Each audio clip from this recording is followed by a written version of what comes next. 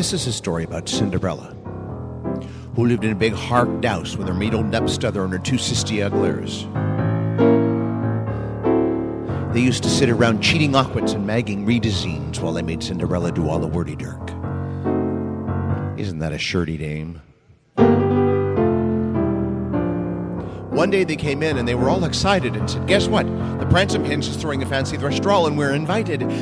It's too bad that you can't go." So Cinderella banned to the kitchen and she had ears in her ties. She was just about to chickasee a frickin' when there was a lightning flash of light.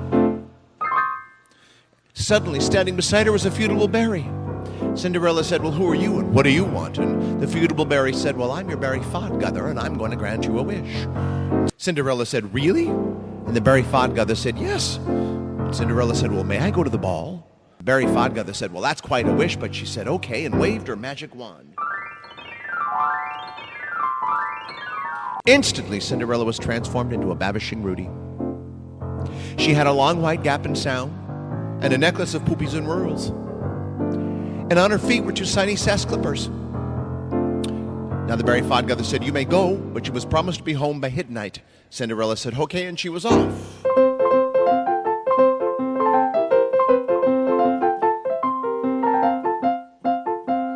Up the hill. Well, soon she cast to the cable. That's came to the castle. She jumped out of the coach, and the first people she ran into were the two sisty uglers. And you know what? She was so beautiful, they didn't even send her eyes Recogniella.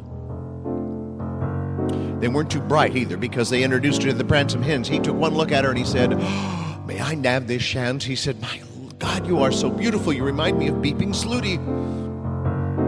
Well, they danced, don't you know, and they danced. They danced. And they danced. Well, suddenly the clock started to strike 12.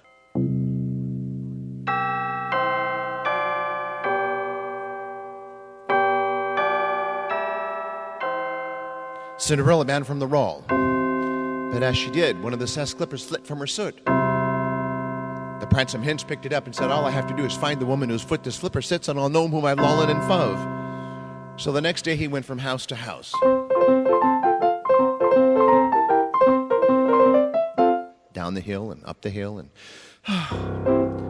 Well, soon he cast to the sen where House Cinderella lived, and he knocked on the door. Well, who should come to the door but the two sisty uglers? And you know what? Their beat were too fig.